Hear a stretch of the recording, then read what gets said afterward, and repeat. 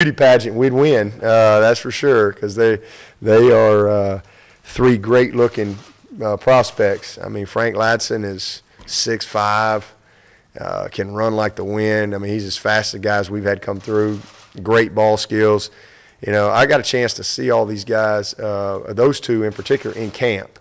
Him and Spector, and man, it just really talented group. And then you throw in Ngata, who is very unique, thick, you know, long arms, great length, great ball skills, very natural ball skills. All three of these guys, it's just a natural thing for them. This is going to be a fun group to coach. I think all three could play anywhere, and I think by the time their career's over, they will play everywhere. But it's exciting. You know, high character guys. All three will be mid-years. So all three will be here and going through spring practice, and you know, it's really good. Obviously, we're losing Renfro and Travion, so to get those three guys in the mix, and you know, T going to be a junior and Amari will be a junior next year. It's a great opportunity for them to come in and you know, be a part of a really good group.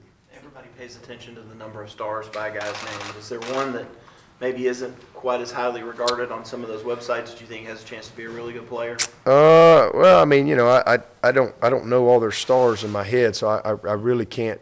You'd have to throw one out there. I mean, I don't know. Give me one of them that's not highly rated, and I can maybe, because they all highly rated to me when I look at them. So I'd have to like think. the kid Caleb Boateng that you recently offered and got on board. Boating, yeah. Just like you're going boating. So he made sure I knew how to say it right.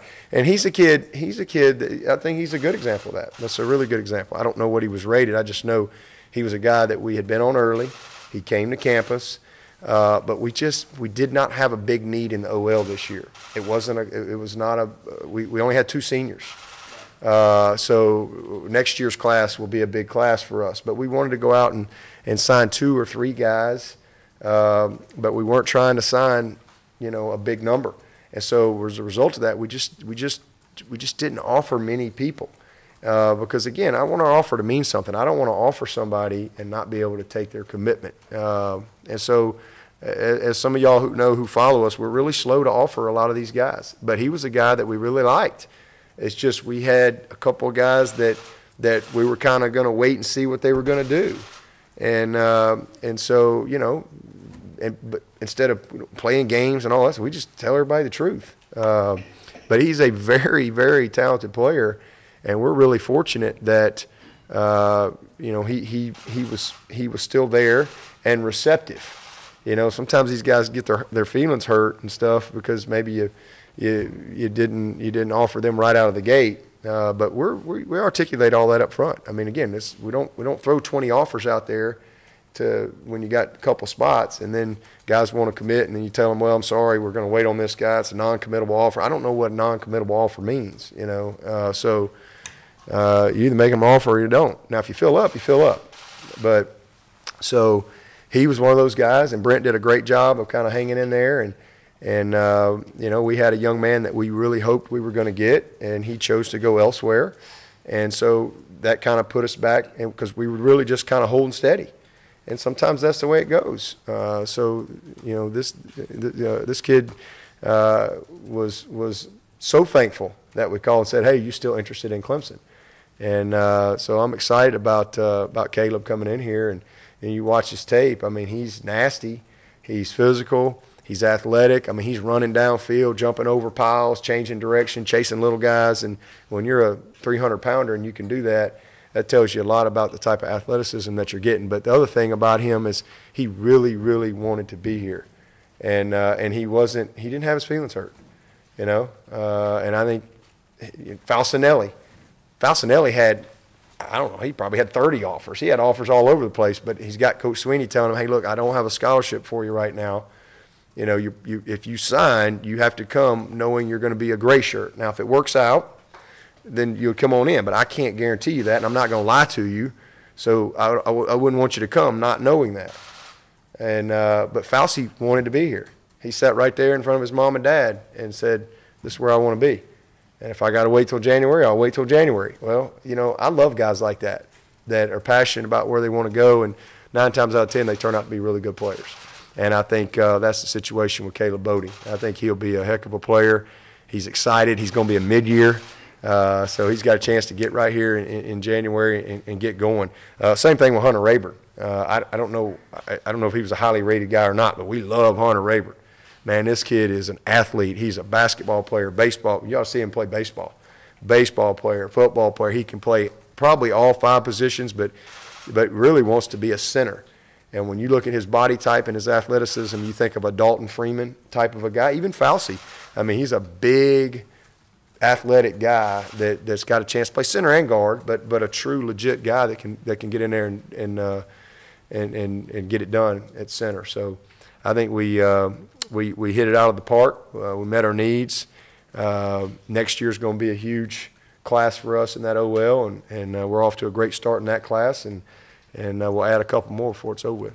Seems like Andrew Booth's going to be hard to keep off the field as a young player. What did you guys like about his skill set?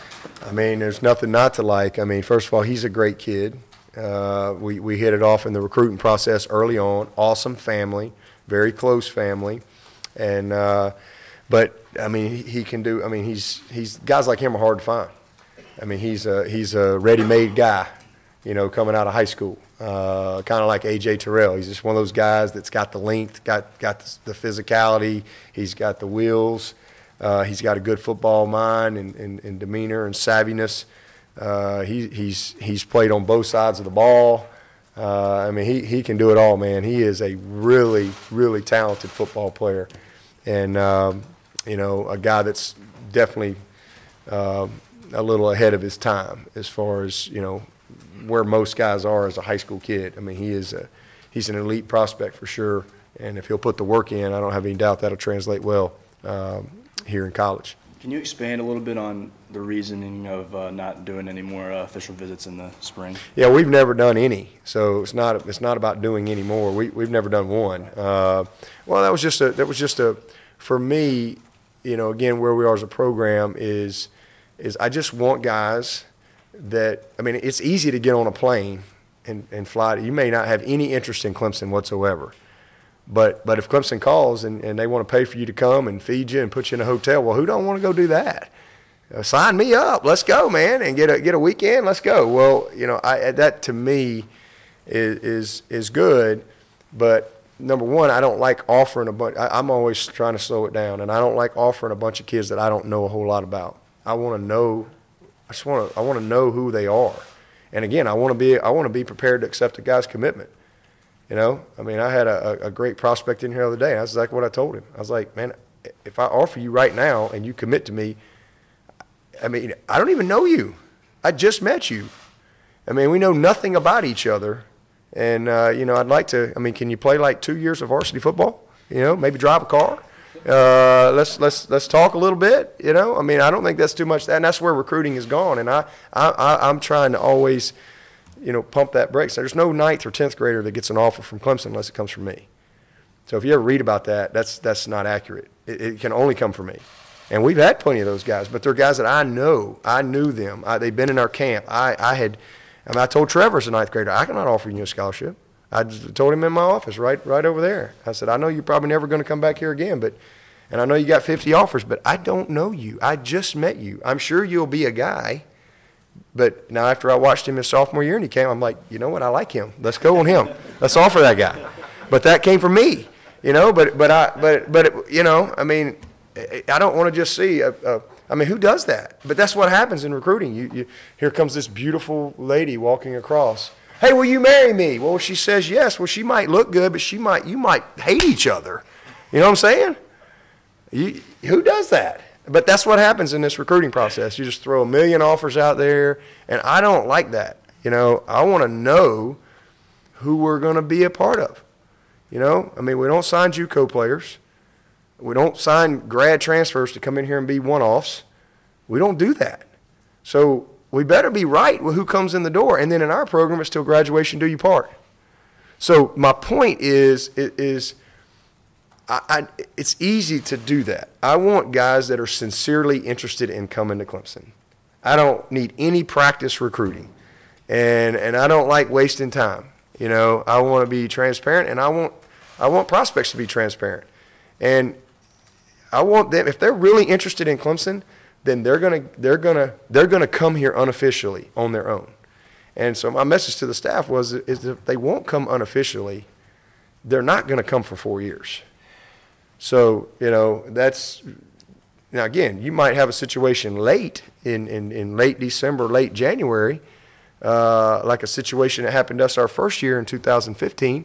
I didn't know who Isaiah Simmons was a week before signing day. Never heard of him. I didn't know who Kayvon Wallace was. Never heard of him. I didn't know who Travis Etienne was until – I had never met him until January of his senior year. Sometimes the situations present themselves that create change.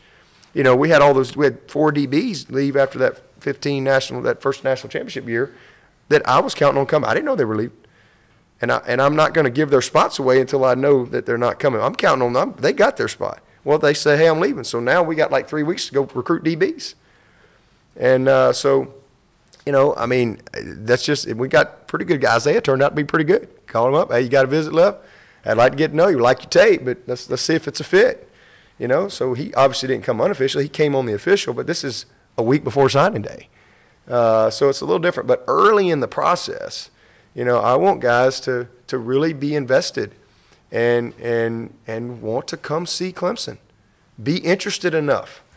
And so, you know, and the coach is under a lot of pressure. Well, I believe it was E.T., as a matter of fact, because that was one of them that was about, because he was taking his officials. I believe it was Itanosa. And